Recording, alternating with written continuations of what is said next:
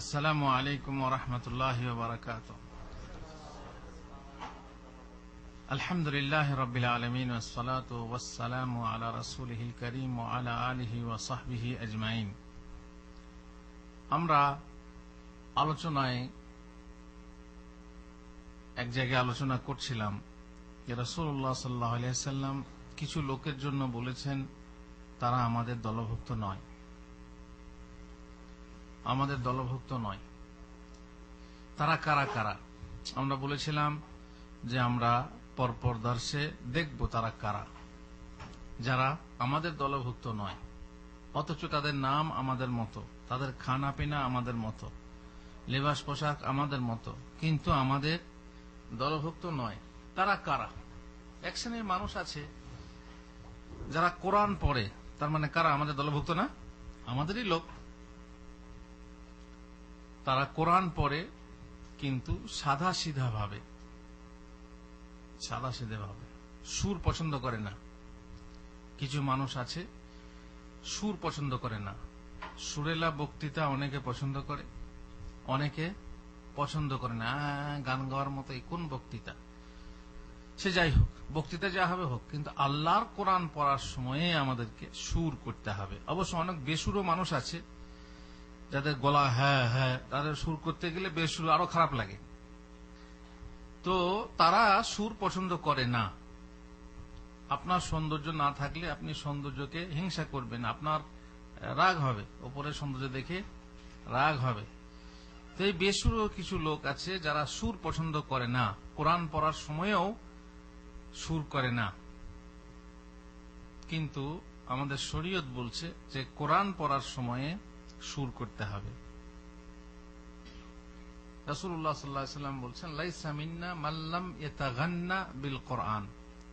সে ব্যক্তি আমাদের দলভুক্ত নয় যে ব্যক্তি কোরআন নিয়ে তার কণ্ঠকে সুন্দর করে না, সুর করে না ইত্যাদি। আবু হুরায়রা থেকে বর্ণিত মুসনাদে আহমদ, আবু দাউদ, ইবনে হিব্বান, হাকিমের হাদিস এটা, যেখানে বলা হয়েছে যে সুর করে কোরআন পড়তে হবে। যদি কোরআন সুর করে না পড়েন ইচ্ছাকৃত, তাহলে সে মুসলমানদের দলভুক্ত নয়। তার মানে সে কাফের না, সেটা বলছি না। কেউ কাফের হতে পারে আর কেউ কাফের নাও হতে পারে। তার মানে হলো যে এই কাজ মুসলমানদের না। মুসলমান যদি তুমি হবে, আল্লাহর কালামকে ভালোবাসো, আল্লাহর কালাম পড়ার সময় সুর করে পড়ো। এতে কি হয়? মানুষের মনে পরিবর্তন আনে, মানুষের মনকে নরম করে। অনেক মানুষ বলে, হুজুর আমার তো অনেক চেষ্টা করি, চোখে পানি আসে না। কেন আসবে পানি? যদি আপনি ঠেকা খেয়েছেন, খাননি, ধাক্কা খেয়েছেন, খাননি, কোনো কষ্ট পেয়েছেন, পাননি, কোনো দুঃখ পেয়েছেন, পাননি, কোনো মুসিবত এসে আপনাকে গ্রাস করেনি, তাহলে আপনি কেন আপনার চোখে পানি আসবে? আপনি তো সুখী মানুষ। আর সুখী মানুষের চোখ থেকে পানি বের হওয়া কঠিন, তার হৃদয় কঠিন হয়ে যায়। যে এই জন্য হাদিসে আছে, বেশি হেসো না। বেশি হাসলে কি হয়? ইয়াকুম ওয়া কাসরাতাল যাহিক ফাইন্না কাসরাতাল যাহিকি তুমিতুল কলব। হৃদয়কে মৃত করে দেয়, মারা যায় হৃদয়। ফলে তার চোখে পানি আসবে কি করে? বেশি হাসি, আর বেশি হাসি মানেই হচ্ছে তার বিলাসিতা বেশি, তার সুখ বেশি। অতএব সে কানতে পারবে না, তার চোখে পানি আসবে না। সুর করে কোরআন পড়া শুনে অনেক মানুষের হৃদয় গলে যায়। আপনি শুনেছেন, আপনারা জানেন, মাঝে মাঝে যাদেরকে আল্লাহ তাআলা সৌদি আরব আসার তৌফিক দিয়েছে এবং যাচ্ছেন মক্কা মদিনায়, যাচ্ছে মক্কাতে যাচ্ছেন, যখন নামাজ পড়েন আপনারা বলতে পারবেন কার কোরআন শুনে আপনার হৃদয়ে নাড়া দেয়, সাড়া দেয়, আপনার হৃদয়ে কান কান হয়, আপনার চোখে যেন ভাষা ভাষা পানি আসে? কার কোরআন? সবাই এক বাক্যে বলবে, শেখ সুদেশ। শেখ সুদেশ যে কোরআন, সেই কোরআন যেন ভিতরে অন্তরকে মর্মমূলে স্পর্শ করে, অন্তরের অন্তঃস্থলকে ছুঁয়ে যায়। এর মানে না বুঝলে, তাহলে মানে বুঝলে কি হবে, এর অর্থ বুঝলে কি হবে? সুতরাং সুর করে সুন্দর করে যদি কেউ কোরআন পড়ে, তো তার কোরআন পড়াশোনা, এ ব্যাপারে হাদিসে এসেছে, আল্লাহ রাসূল সাল্লাল্লাহু আলাইহি ওয়াসাল্লাম অনেক সাহাবীর প্রশংসা করেছেন। এমনকি কোরআন পড়া শুনে ফেরেশতা পর্যন্ত অবতীর্ণ হন। আর সেই কোরআন শুনে সাকিনা বলা হয়, প্রশান্তি অবতীর্ণ হয়। সুতরাং কোরআন পড়ার সময় সুর করে পড়তে হবে। এখন আপনি বলেন, হুজুর আমার তো গলা এরকম সেরকম, আমার গলা তো ভালো নয়, আমি সুর করব কি করে? সুর করতে গেলে আরো বেসুরো হয়ে যায়, তার মানে আমি সুর না করি, সাদাভাবে পড়ি। তো হ্যাঁ, তো একটা কথা বলে রাখি, সুর করবেন, সুর করতে গেলে টান দিতে হবে, তাই না? যেখানে সেখানে টানলে হবে না। বাংলার মতো বাংলা গানে আপনি যেখানে টানবেন সমস্যা নেই, তাই না? বাংলা কবিতা আপনি সুর করে পড়বেন, গজল সুর করে পড়বেন, কোনো সমস্যা হবে না। যেমন উদাহরণস্বরূপ, দুলোকে ভুলোকে সকলে ছাড়িয়া তোমারই চরণে পড়িহে লুটাইয়া, বলে না?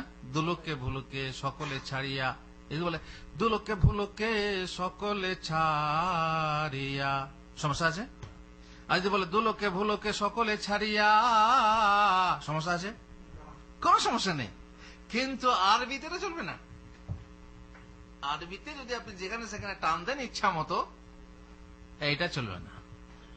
এবার যদি আপনি কুল হুয়া আল্লাহু আহাদ আল্লাহুস সামাদ, কি হলো হবে সাহেব? চলবে না? না না। আমাদের এক ইমাম সাহেব ছিলেন, তো সে বেচারি বলছে না, কোরআন পড়তে গেলে শেষে টান দিতে হয়। আলহামদুলিল্লাহ রাব্বিল আলামিন আর রহমানির রহিম, সত্যি টান দিতে হয়। ভাবছি কি সব জায়গাতেই টান দিতে হবে। তেমনি কুল হুয়াল্লাহু আহাদ আল্লাহুস সামাদ, বাহ, এই ইমাম সাহেব তার পিছনে নামাজ পড়েছি, নামাজ হবে? আল্লাহুল মুস্তাআন। মানে জ্ঞান নেই কোথায় টান দিতে হবে, জ্ঞান নেই, একটা আন্দাজ করে নেয়, কোন রকম কোরআনটা পড়া শিখেছে, কোথায় টান দিতে হবে, মানে তাজউইদ জানে না। তাজউইদ না জেনে যদি কেউ ইচ্ছা মতো টান টন দেয়, তাহলে কোরআনের ঠ্যাং ভেঙে, বুঝতে পারছেন? তাহলে তো কোরআন পড়ার জায়গাতে কি হবে? সবের জায়গায় গোনা হবে। এই জন্য টান দেবেন, কিন্তু জেনে শুনে, যেখানে সেখানে টান দিলে হবে না। আপনাকে যদি অপারেশন করতে দেওয়া হয়, ডাক্তার যারা তারা জানে যে কোন রগটা কাটা, কোন রগটা কাটা না, কোনটা কাটতে হবে না। আন্দাজে যদি আপনি চাকু নিয়ে বলে দেখ রে সব, তাহলে তো সার্জেন আর প্লাম্বার এক হয়ে যাবে, তাই না? না না, সার্জেন জানে যে হ্যাঁ কোথায় কাটতে হবে, কিভাবে কাটতে হবে, সূক্ষ্ম তাদের সব। আজকাল তো মাশাআল্লাহ টিভির মাধ্যমে, কি বলে আপনার, কম্পিউটারের মাধ্যমে সমস্ত ছবি আসছে, সব সূক্ষ্মভাবে করতে পারছে। কিন্তু যদি আপনি একটা কাটতে গিয়ে আর একটা কেটে দেন, তাহলে সর্বনাশ হবে। সুর করলেই হবে না, বরং যেখানে টানতে হবে সেখানে টানা হবে, আর যেখানে টান নেই সেখানে টানা যাবে না। কুল হুয়াল্লাহু আহাদ, আহাদ নয়, আহাদ, আল্লাহুস সামাদ। কারণ এখানে টানের অক্ষর তিনটে, তাই না? কি? আলিফ ওয়াও ইয়া। যদি টান না থাকে, টানের যে হরফ না থাকে, টানের কারণ না থাকে, তাহলে আপনি অকারণে টানলে পরে কি হবে? আরবির অর্থই বদলে যাবে। এই বাংলা নয় যে টানলে হয় টান, অবশ্য বাংলাতেও আছে, বাংলাতেও টানটন কিন্তু ব্যবহার হয় না, আর সেখানে গোনা আর সওয়াবের কোনো ব্যাপারই নেই। হ্যাঁ, সেখানে যদি আপনি বলেন যে টান দিলে না দিলে গোনা হবে, কিন্তু মানুষ বুঝে নেবে, তাই না? এমনকি উচ্চারণে যে সিন শিন, সিন শিনের উচ্চারণও আমাদের আরবিতে অর্থ পাল্টে যাবে, বাংলাতেও পাল্টে যায়। সব এসেছে, সব এসেছে মানে কি? দন্তস্ব, যে স দন্ত দাঁত দিয়ে উচ্চারণ হয় স, সেই সব এসেছে মানে সবাই এসেছে। কিন্তু তালব্যস্য, যে স তালু থেকে উচ্চারণ হয় তাকে বলে তালব্যস্য। যদি বলি সব এসেছে, তার মানে কি? মরা এসেছে, দেখছেন, তাই না? তো এগুলো বাংলাতে আছে, বাংলাতেও কেরাত আছে, বাংলাতেও তাজবিদ আছে, কিন্তু প্রচলিত না, আর তাতে গোনা হওয়া না হওয়া ব্যাপার না। সেখানে হয়তো কিছু মানুষ বুঝতে পারে, কিছু মানুষ পারে না, এইরকম আছে কিছু শব্দ এরকম বাংলাতে আছে, যদি আপনি সেভাবে বলেন তো বুঝতে পারা যাবে না। হ্যাঁ, নীর মানে কি? নীর মানে কি জানেন? নীর মানে হচ্ছে পাখির বাসা। আর নীর মানে কি? নীর মানে পানি। নিরম্বু উপবাস, মানে পানিহীন উপবাস, এমন উপবাস যাতে পানিও পান করা যায় না, আমাদের উপবাস। আর এক শ্রেণীর মানুষ উপবাস করে তাতে অম্বু থাকে, মানে পানি থাকে। অম্বু মানে পানি, বুঝতে পারলেন? নিরম্বু মানে নির মানে পানি না, নিহ অম্বু মানে পানি ছাড়া, ওটা আলাদা কথা, ভুল হল বলতে। নীর মানে হচ্ছে পানি, চক্ষু নীর মানে চোখের পানি। আর নীড় ওই যে দয়বন্ধু দিয়ে মানে হচ্ছে কি পাখির বাসা, কুলাই আছে, বাংলাতেও আছে, আরবিতে এইভাবে শত শত আছে। আপনি ঠিক মতো না পড়েন তাহলে পরে মানে গড়বড় হয়ে যাবে, বিশাল মানে গড়বড় হবে। সূরা ফাতিহাতেই বহু রকম, সূরা ফাতিহা যদি উল্টো পাল্টা পড়েন তাহলে আপনার কি হবে? গুনাহ হবে। আর সূরা ফাতিহা নামাজই হবে না, নামাজ যদি পড়েন তাহলে আপনার নামাজই হবে না। আইন ঠিক মতো উচ্চারণ করতে পারেন না, বাংলাতে আইন নেই, আচ্ছা আইন। তারপরে বাংলাতে সাদ নেই, কি করে আপনি উচ্চারণ করবেন? ইহদিনাস, এই যে সাদ নেই বাংলাতে, তখন আপনাকে শিখতে হবে, শুধু টানটা দিলেই হবে না।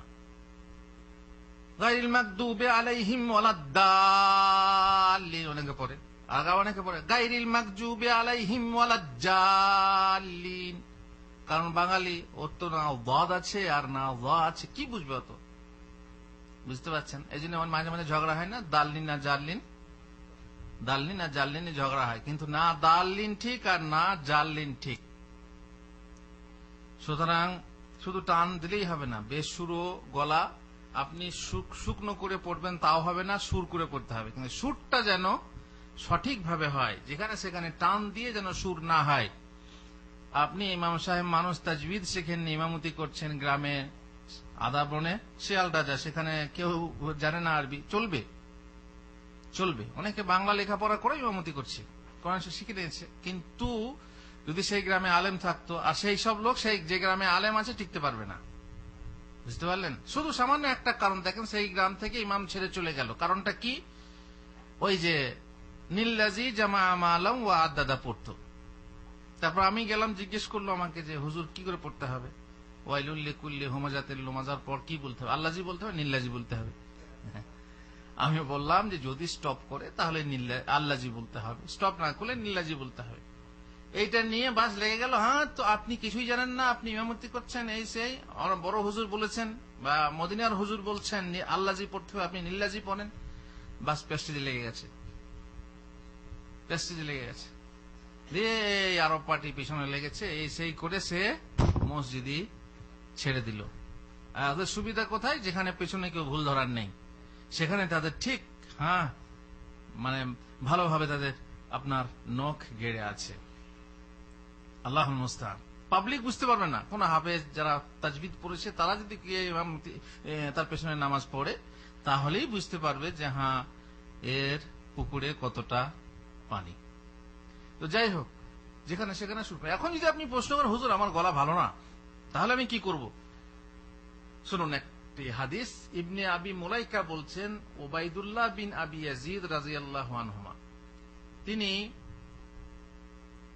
আবু লুবাবা তাদের পাশ দিয়ে পার হয়ে গেলেন। তারপরে দাখালা বাইনাহু ফাদাখালনা আলাইহি ফাইজা রাজুলুন রাসুল হাইআ, একজন সাদাসিধে বেশে এক মানুষ ছিল। সে বলল যে আমি সামিয়াত রাসূলুল্লাহ সাল্লাল্লাহু আলাইহি ওয়াসাল্লাম ইয়াকুল, আমি রাসূলুল্লাহ সাল্লাল্লাহু আলাইহি ওয়াসাল্লাম কাছে বলতে শুনেছি, লাইসা মিন্না মান লাম ইয়াতাগান্না বিল কোরআন, যে ব্যক্তি কোরআন সুর করে পড়ে না সে আমাদের দলভুক্ত নয়। কালা ফাকুলতু লিবনে আবি মুলাইকা, সে বলছে আমি ইবনে আবি মুলাইকাকে জিজ্ঞেস করলাম, ইয়া আবা মুহাম্মদ আরাআইতা ইল্লাম ইয়াকুন হাসানাস সাউত, আপনার কি রায় যদি তার সব সুর ভালো না হয়, তার গলা ভালো না হয়, তার কণ্ঠ সুন্দর না হয়? কালা ইউহাসিনুহু মাস্তাতা, যথাসাধ্য সে সুন্দর করার চেষ্টা করবে। এ নয় যে হ্যাঁ হচ্ছে না তো দরকার নেই, হ্যাঁ হ্যাঁ হ্যাঁ হ্যাঁ ঠিক আছে, তবুও যতটা পারে সে চেষ্টা করবে যে কোরআনটাকে, আল্লাহর কোরআনটাকে আমি ভালো করে পড়বো। আর সত্যি বেসুরো মানুষদের পক্ষে কঠিন। ওই যে বললাম না, যাদের হৃদয় খুব কঠিন, যাদের মেজাজ খুব, তারা পারবে না, তারা ওই ধরনের সুর করতে পারবে না। কিন্তু কি বলা হলো আবু দাউদের হাদিস, যথাসাধ্য সে চেষ্টা করবে সুর আনতে, একান্ত না পারলে তো করার কিছু নেই। এবার চলুন অন্য একটা কথা। রাসূলুল্লাহ সাল্লাল্লাহু আলাইহি সাল্লাম বলছেন, লাইসা মিন্না মান লাম ইউজিল্লা কাবীরানা ওয়া ইয়ারহাম সাগীরানা ওয়া ইয়ারিফ লিআলিমিনা হাক্কা। এবার হলো, সেই ব্যক্তি আমাদের দলভুক্ত নয় যে বড়কে সম্মান দেয় না, বড়কে বড় বলে মনে করে না, বড়কে সম্মান দেয় না, সে অহংকারী, তাই না? যে নিজে বড়াই করে সে অহংকারী, সেটা আলাদা কথা। কিন্তু এখানে বড়কে সম্মান দেয় না, বড়কে বড় বলে মানতে চায় না। একজন বৃদ্ধ মানুষ আসছে, আপনি বসে আছেন, উচিত কি আপনি সিট ছেড়ে তাকে বসতে দেবেন, বাসে, ট্রেনে, যেখানেই হোক। এ হলে বড়দের সম্মান। আপনার বয়সে বড়, আপনার জ্ঞানে বড়, ইত্যাদি ইত্যাদি, বড় যাকে বলে। বড়কে যদি সম্মান কেউ না দেয়, এবং তার সেই সঙ্গে ছোটকেও স্নেহ করতে হবে, ছোটর প্রতি স্নেহ করতে হবে। ছোট একটা বাচ্চা, সে পাচ্ছে না কিছু করতে, আপনি করে দেবেন, সহযোগিতা করবেন। রাস্তা পার হতে পারছে না, রাস্তা পার করে দেবেন, ইত্যাদি ইত্যাদি। কোন একটা জিনিস উঁচুতে তোলা আছে, সে পারতে পারছে না, আপনি করে দেবেন। ছোটদের প্রতি স্নেহ করতে হবে। যেমন ছোটরা বড়কে সম্মান দেবে, তেমনি বড়রা ছোটকে স্নেহ করবে। যেমন ছোটরা বড়দেরকে শ্রদ্ধা করবে, ছোটরা তেমনি বড়কে, কি বলে, বড়রা তেমনি ছোটকে মায়া মমতা দিয়ে স্নেহ করবে। আর ওয়াইয়ারিফ লিআলিমিনা হাক্কা, আলেমের হক, আলেমের কদর জানে না। যে আলেমের কদর জানে না, সে আমাদের দলভুক্ত নয়। যে বড়কে সম্মান দেয় না, সে আমাদের দলভুক্ত নয়। যে ছোটকে স্নেহ করে না, সে আমাদের দলভুক্ত নয়। তিনটে জিনিস এখানে আছে। আপনারা জানেন আলেমের হক। এবারে আপনি বলবেন, হুজুর আলেম ও জালেম দুরকম আছে। ঠিক আছে, জালেম যদি হয় তবুও সে কিরকম জালেম না জেনে আপনি তার সঙ্গে উচ্চবাচ্য করবেন, এটা ঠিক না। আপনার গ্রামের ইমাম সাহেব একটা হাদিস বললেন, দিয়ে হাদিস শুনেই বলছেন, আই মিয়া, এটা তো নতুন হাদিস শুনলাম আজকে। আরে বাবা, তুমি হাদিস কি আল্লাহ নবী সমস্ত হাদিস শুনে ফেলেছো? সাহাবাদের মধ্যে কেউ ছিলেন আল্লাহ নবী হাদিস সবাই শুনে ফেলেছে? আলেমদের মধ্যে কেউ ছিলেন যে আল্লাহ নবী সমস্ত হাদিস জানেন? তাহলে তুমি কোন দাবি নিয়ে বলতে পারলে যে এটা মিয়া নতুন হাদিস? তোমার কাছে নতুন, কিন্তু হুজুর বললেন, হুজুরকে আদবের সঙ্গে জিজ্ঞেস করো, হুজুর হাদিসটা কোথায় আছে? এটা তো আমরা শুনি না, আগে আপনার কাছে শুনলাম, তো কোথায় আছে বলুন। আদবের সঙ্গে, বেয়াদবের মতো তার হক না চিনে, তার কদর না চিনে এইভাবে করা, বুঝতে পারছেন? কিছু মানুষ থাকে জামাতে, যারা সত্যিপক্ষেই, যেমন শাশুড়ি আছে বউ কাটকি, তেমনি জামাতের কিছু লোক মুরব্বী থাকে যারা হয় ইমাম কাটকি। আপনারা এখানে এদেশে কাজ করেছেন যারা মসজিদে, তারা জানেন, চট করে আমেল টিকতে পারে না, ইমাম টিকতে পারে না, মুয়াজ্জিন টিকতে পারে না। কেন? ওই দু একটা লোক আছে সবসময় খুট খুট খুট খুট খুট করে, পারলে গিয়ে অভিযোগ করে, আওকাফে অভিযোগ করে, তার ফলে ইমাম টেকে না, আমেল টেকে না। তেমনি ইমাম সাহেব আছেন, তার নানা ভুল, অবশ্য ভুল যদি সত্যি ভুল হয়, যেমন এই যে বললাম নিল্লাজি জামা মালা, এই যদি কেউ পড়ে তার কি কম, কুল হলা ওয়াহাদ যদি কেউ পড়ে, সত্যি ভুল, তাকে ভুল ধরেন, কিন্তু কি আদবের সাথে। এখন যদি তার ভুল না হয়, ভুলটা আপনারই, উল্টে আপনিই ভুল করছেন, আর ইমাম সাহেব ঠিক পড়ে যাচ্ছেন, ওনার মতে না এটা ভুল, আপনি নামাজেই রাত করছেন না, এটা পড়তে হবে, তারপর না এটা পড়তে হবে। আমি একবার নামাজ এক জায়গায় ইমামতি করলাম, ওখানে বললাম তাব্বাত ইয়াদা আবি লাহাবিন ওয়া তাব, সালাম ফেরার পরে বলছে, হ্যাঁ আমরা এতদিন শুনে আসছি ওয়া তাব্বার, আপনি তাব বলছেন। আরে এ কোন কথা হল? একটা আলেমের সঙ্গে কথা বলবে, তার আদব আছে, আদব বেয়াদবের মতো, তাও আবার নিজেরটাই ভুল তবুও বলছে আলেমের ভুল ধরছে। আর এক জায়গায় জানাজার নামাজ পড়লাম, সেখানে অবশ্য জোরে জোরে পড়া যায়, জোরে জোরে পড়েছিলাম, এই যে কি বলে আপনার এই দোয়াটা, اللهم اغفر لحينا وميتنا وشاهدنا وغائبنا وصغيرنا وكبيرنا وذكرنا وانثانا اللهم من احييته منا فاحيه على الاسلام ومن توفيته منا فتوفه على الঈমান। ইসলাম আর ঈমান সে বেচারি বাংলাতে মুখস্থ করেছে আল্লাহ আলাল ইসলামি ওয়া আলাল ঈমানি, বুঝতে পারলেন? দিয়ে নামাজ পড়া হয়ে গেল, সে আমাকে ধরেছে, বলছে আমরা তো ইসলাম আলাল ইসলামি আলাল ঈমানি পড়ি, তো আপনি আলাল ইসলাম আলাল ঈমান পড়লেন, কি ব্যাপার? ঠিক আছে, আদবের সঙ্গে যদি বলে, জিজ্ঞাসা করে, কেউ যদি না জানে, এগুলো তো বোকার প্রশ্ন, তাই না? কিন্তু যদি কেউ না জানে প্রশ্ন করে, আদবের সঙ্গে করবে যে হুজুর কি ব্যাপার, এটা কি এরকম পড়া চলবে না, এটা ঠিক না, এটা ঠিক, তাই না? কিন্তু সে এমন ভাবে বেয়াদবের মতো প্রশ্ন করছে যে যেন আমারটাই ভুল। ওরা আজীবন পড়ে আসছে, মুরব্বী হয়ে গেছে, তারা ভাবছে ওইটাই ঠিক, আমাদের হুজুর শিখিয়ে দিয়েছে আলাল ঈমানি।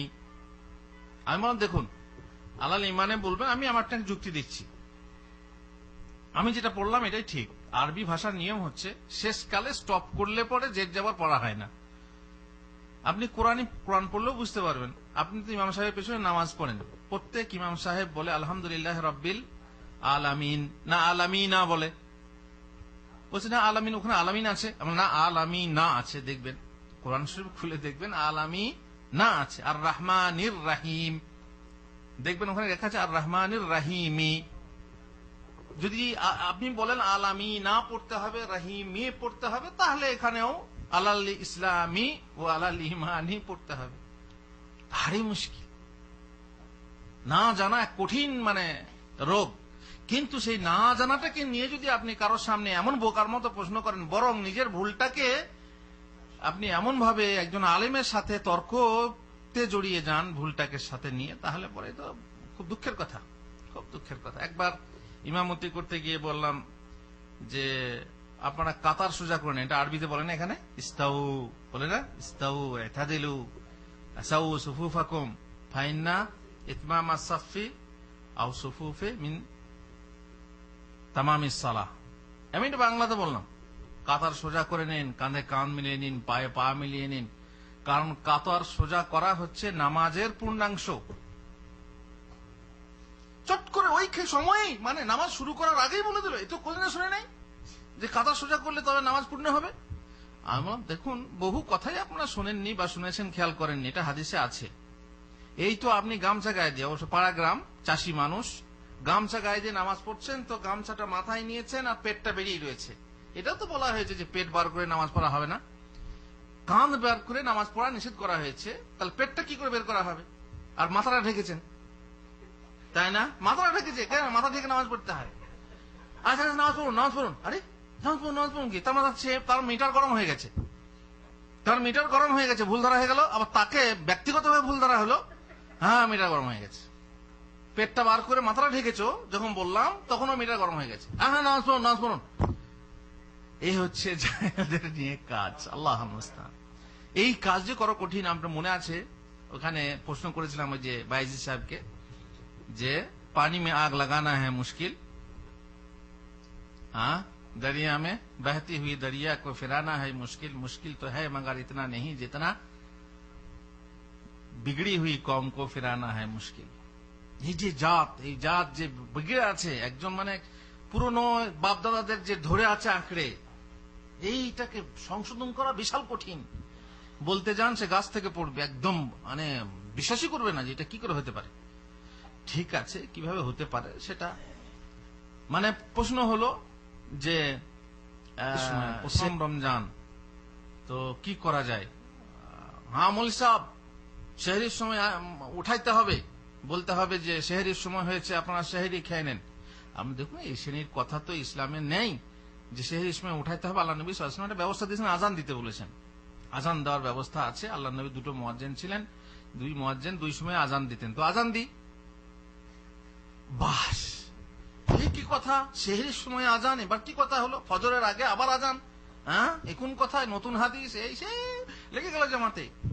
কেউ কেউ বলছে যারা জানে, হ্যাঁ ঠিক আছে আজানই দেবে না, তাহলে গোলমাল হয়ে যাবে, সবাই ভাবে ফজরের আজান।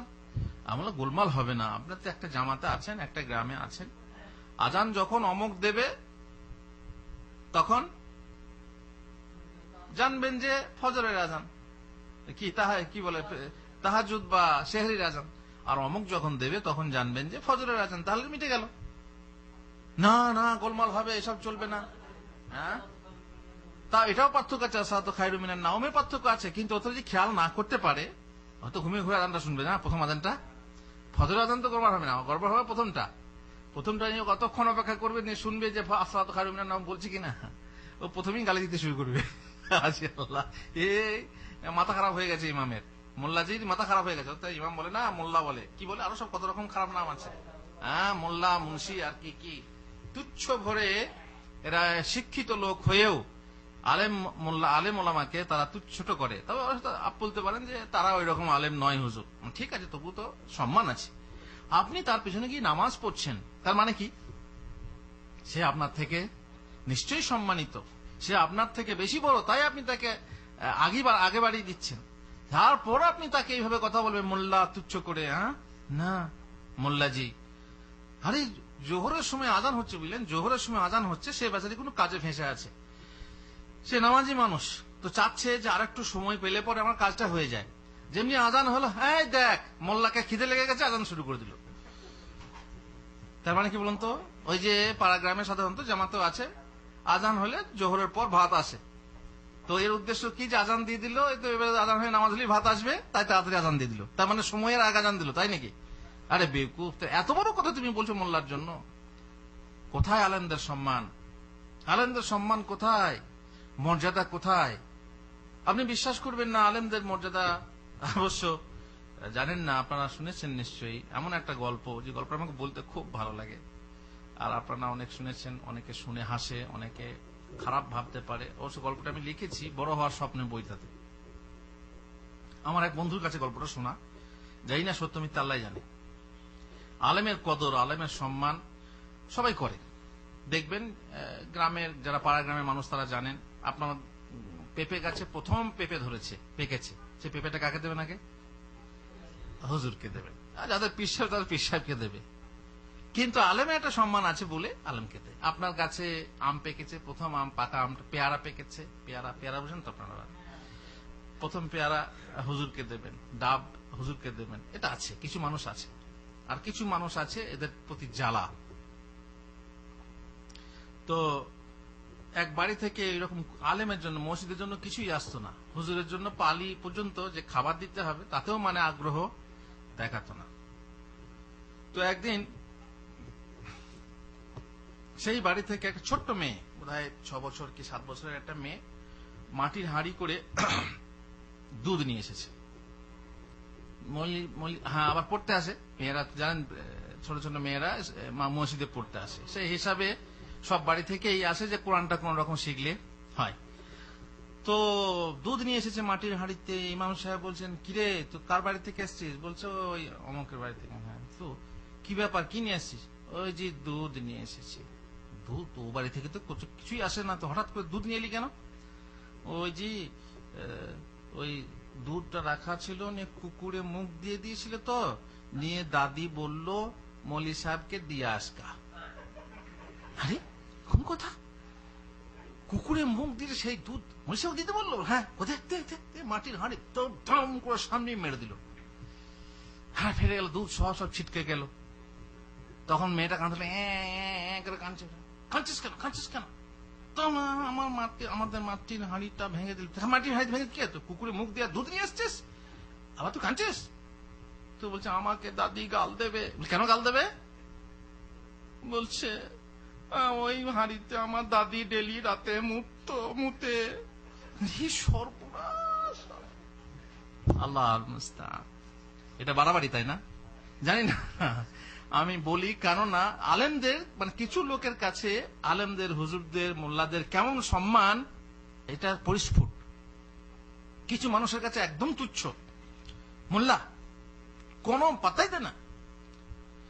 তো যাই হোক, এইভাবে যদি মর্যাদা হয়, আলেমদের মর্যাদা হয়। আমি জানি এক বাড়ি থেকে ভাত এসেছে, দেখেছি আমি, এক বাড়ি থেকে ভাত এসেছে। তো ভাত এলে পরে আপনার বলবো, হুজুর এসব কথাগুলো পেলেন কোথা থেকে? ইমামতির অভিজ্ঞতা আছে, ইমামতি করেছি। তো ভাত এসেছে, কেউ যার যেমন থাকে, আমাদের দেশে সরপোষ বলে, সরপোষ বলে না, ওই যে লতা দিয়ে তৈরি, বাঁশের দিয়ে তৈরি থাকে, ঢাকা হয়, ভাত ঢাকা হয়। তো যাদের নেই তারা কি করে, তোয়ালি, গামছা ইত্যাদি ঢেকে দেয়। তো এক বাড়ি থেকে ভাত এলো, সে তোয়ালি ঢেকে দিয়েছে, তোয়ালিটা এত নোংরা, যা হবে হোক, ভাত তোয়ালিটা তুলে যেভাবে রেখেছে, আর দেখছে অমনি মুরগির কি বলে গু, মুরগির গু। আপনি ভাত খেতে পারবেন? একজন ইমাম সাহেবকে আপনি খাবার পাঠালেন, একটা পরিষ্কার পরিচ্ছন্ন জিনিস দিয়ে ঢেকে দেন, তা নয় নোংরা। তার উপরে আপনি দেখেননি, হয়তো কোথাও নিচে পড়েছিল, সেখানে মুরগিতে গিয়ে পারাক্রান্ত মুরগি পেলেছে বাড়িতে, মুরগিতে পায়খানা করে দিয়েছে, খেয়াল করেনি, ইচ্ছা করে করেছে বলে মনে হয় না। ইচ্ছা করে, আমি বলছি যে ইচ্ছা করে করেছে, কিন্তু তবুও মানে হেলা ফেলা দেখুন, অবহেলা দেখুন, যে একটা মানুষকে দিচ্ছি সেটা ভালো করে দিতে হবে, সেটা খেয়াল রাখে না। বাড়ির মেয়েরা পর্যন্ত খেয়াল করে না। মোল্লাজি, বহুত কষ্ট করতে হয়, পড়তে হলে তো বটে, আর পড়াতে হলেও বটে। হ্যাঁ, তা কথা হলো কি, যে সে আমাদের দলভুক্ত নয়, আমাদের কাজ এটা নয় যে আলেমের হক চিনবো না, আলেমের কদর করব না। আলেম যদি ভুল বলছে, ঠিক আছে, তার প্রতি আদবের সঙ্গে তর্ক করবো। জাদিলহুম বিল্লাতি হিয়া আহসান, এটা কাদের জন্য বলা হচ্ছে? তর্ক করতে সুন্দর পদ্ধতিতে বলা হচ্ছে, আহলে কিতাবের সঙ্গে, কাফেরদের সঙ্গে। তাই জন্য আলেমের সঙ্গে তর্ক করলে আদবের সঙ্গে করতে হয়। হঠাৎ করে তাকে গালি দিয়ে, হ্যাঁ মোল্লা কি জানে, কত পড়েছ ইত্যাদি, না না, আলেমের কদর যে জানে না সে আমাদের দলভুক্ত নয়। অন্য এক হাদিসে রাসূলুল্লাহ সাল্লাল্লাহু আলাইহি ওয়াসাল্লাম বলছেন, আহমদ, তিরমিজি, হাকিমের হাদিস, লাইসা মিন্না মান লাম ইয়ারহাম সাগীরানা ওয়া ইয়ারিফ শারাফা কাবীরানা, সে আমাদের দলভুক্ত নয় যে ছোটকে স্নেহ করে না এবং বড়দের মর্যাদা চেনে না। অন্য এক হাদিসে, তিরমিজির হাদিস, রাসূলুল্লাহ সাল্লাল্লাহু আলাইহি ওয়াসাল্লাম বলেছেন, লাইসা মিন্না মান লাম ইয়ারহাম সাগীরানা ওয়া ইউওয়াক্কির কাবীরানা, বিভিন্ন শব্দে। সে ব্যক্তি আমাদের দলভুক্ত নয় যে আমাদের ছোটকে স্নেহ করে না এবং বড়দেরকে শ্রদ্ধা করে না। বড়দেরকে শ্রদ্ধা করা, এবারে বড়দেরকে শ্রদ্ধা করা তো আবার সমস্যা আছে, কিছু তো বাড়াবাড়ি হয়ে যায়। বাড়াবাড়ি বলতে, আপনি তার পা ছুঁয়ে সালাম করবেন, এটা বাড়াবাড়ি হয়ে গেল না? আচ্ছা, ওর সামনে থেকে হুজুর আসছেন, আপনি এদিক থেকে যাচ্ছেন, ঠিক আছে, অনেকে সাইকেল যাচ্ছে, সাইকেল থেকে নেমে যায়, যে হুজুরকে সালাম করে, সালাম মানে হাত মুসাফা করে, সমস্যা নেই। কিন্তু অনেকে পায়ের জুতো পর্যন্ত খুলে দেয়, দেখেছেন, খেয়াল করেছেন? হুজুর আসছে জুতো পরে, আপনিও যাচ্ছেন জুতো পরে, তা আপনি হুজুরকে সালাম করবেন তো পায়ের জুতোটা খুলে তখন সালাম মুসাফা করছেন, এগুলো বাড়াবাড়ি, এ তো প্রয়োজন নেই, না, মোটেই ঠিক হবে না। এই জন্য বলছি যে শ্রদ্ধা করবেন, শ্রদ্ধা করার মতো। শ্রদ্ধা করা কেমন?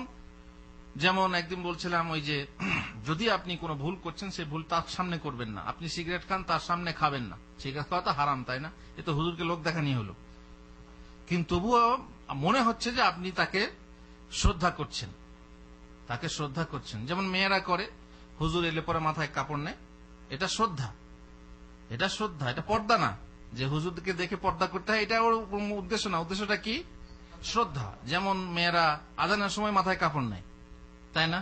এটা আজানের প্রতি শ্রদ্ধা, কিন্তু এটা কি নিয়ম? না, নিয়ম না। আজানের সময় কি মাথায় কাপড় নিতে হবে?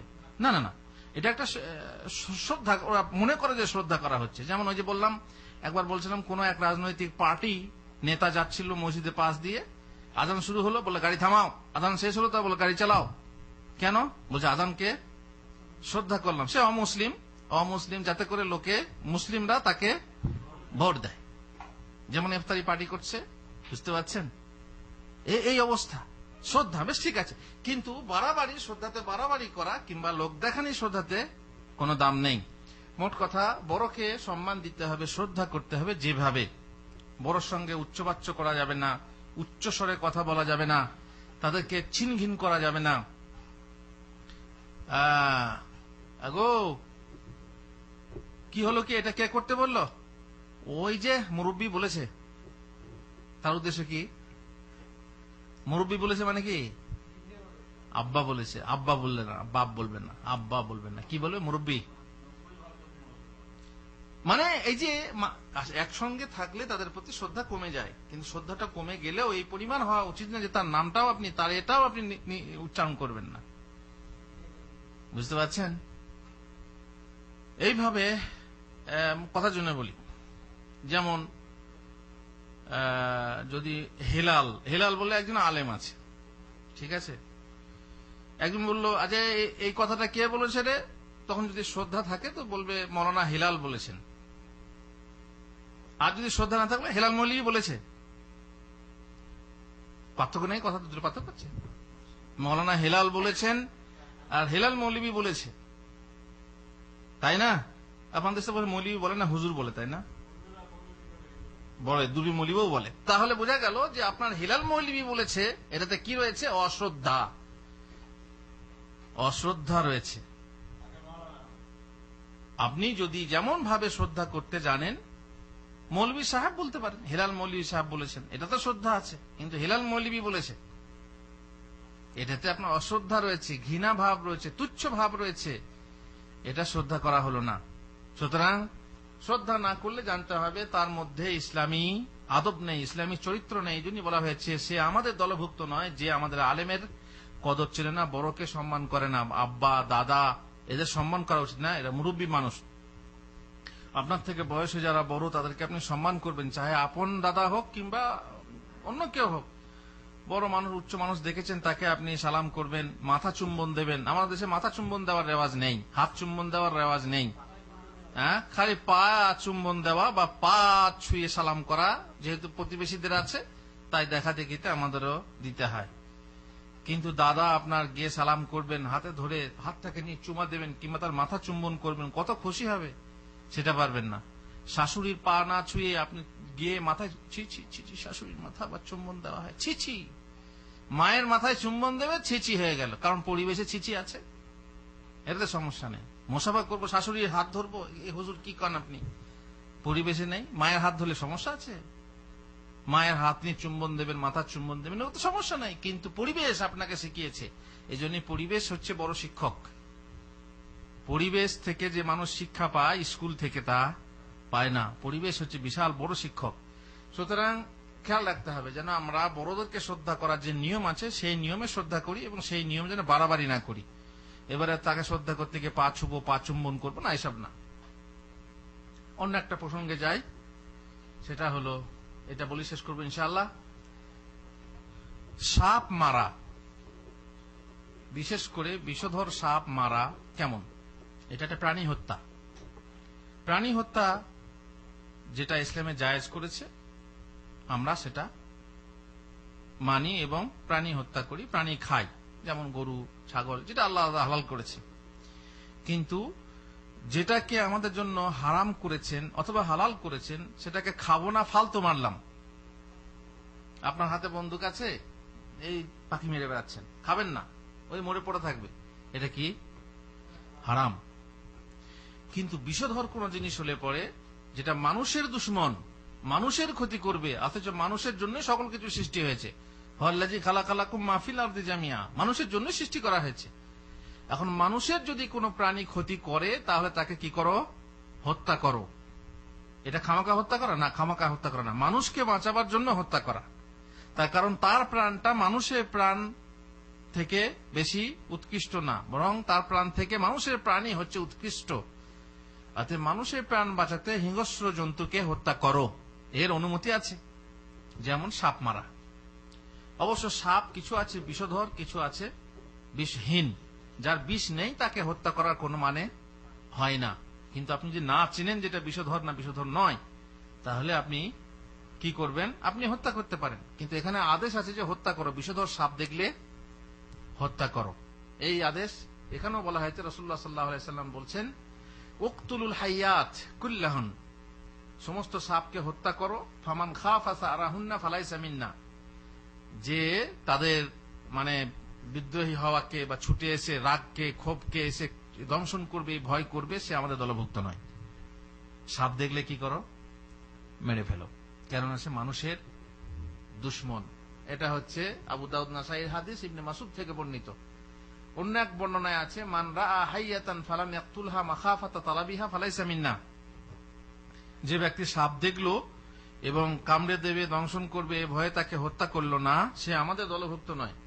আর অন্য একটা রওয়ায়াত আছে মান তারাকাল হাইয়াত মাখাফাতা তালাবিহিন্না ফালাইসা মিন্না, যে ব্যক্তি সাপ ছেড়ে দিল, মানে হত্যা না করে ছেড়ে দিল, ছেড়ে দিতে যা হবে হোক, ঘরে আছে সমস্যা নেই চলে যাবে না, তাহলে পরে সে আমাদের দলভুক্ত নয়। বোঝা গেল কি? বিষধর সাপ দেখলে কি করতে হবে?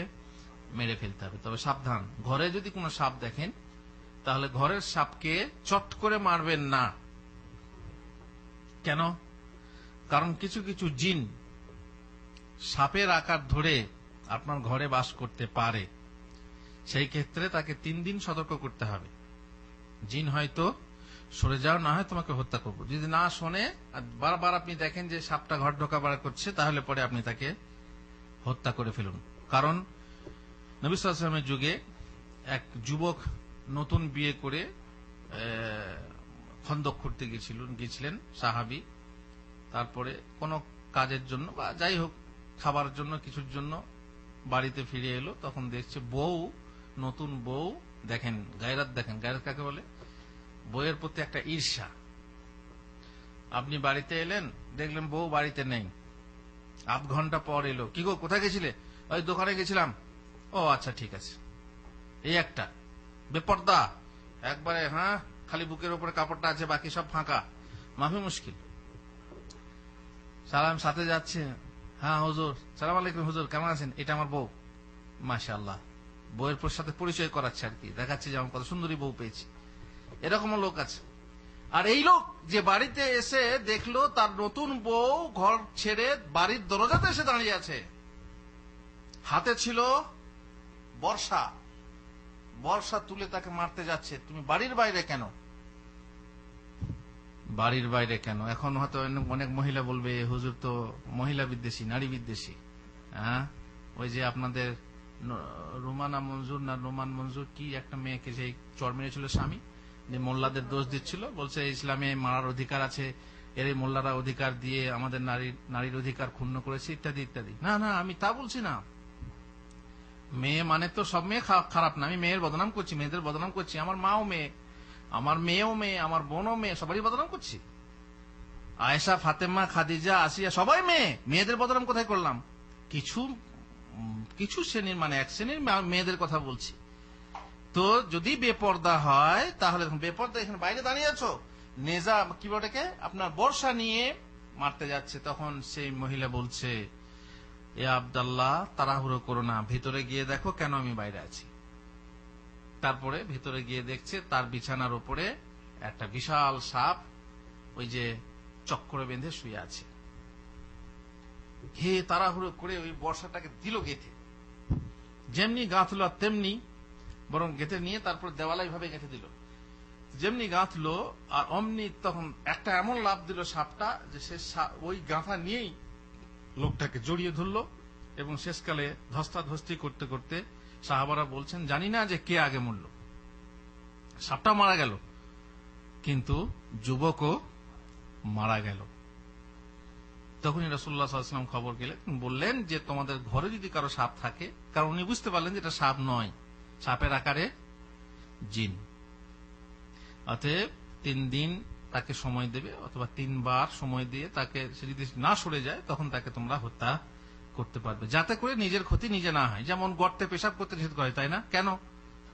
যাতে করে ওই গর্ত থেকে কোনো কিছু এমন জন্তু, বিছা বা বিছু বা সাপ বেরিয়ে এলো, এসে তোমাকে দংশন করবে, সাবধানতার জন্য, সতর্কতার জন্য এটা বলা হয়েছে। এই জন্য আপনিও সাপ মারতে আদেশ আছে ঠিকই, মানুষের দুশ্মন বলে, কিন্তু তাড়াহুড়ো করবেন না, বিশেষ করে বাড়ির ভিতরে। বাইরে হলে তো কোনো সমস্যাই নেই, বাইরে আপনার জন্য হুকুম হচ্ছে আপনি তাকে মেরে ফেলবেন। যাক, আরো কথা আছে, এমন কিছু মানুষ যারা আমাদের দলভুক্ত নয়, পরে বলবো ইনশাআল্লাহ। আল্লাহ আমাদেরকে তৌফিক দেন, আমরা যেন নবীর উম্মতি সঠিকভাবে হতে পারি। আল্লাহুম্মা আমিন। ওয়া সাল্লাল্লাহু আলা নবিয়িনা মুহাম্মদ ওয়া আলা আলিহি ওয়া সাহবিহি আজমাইন।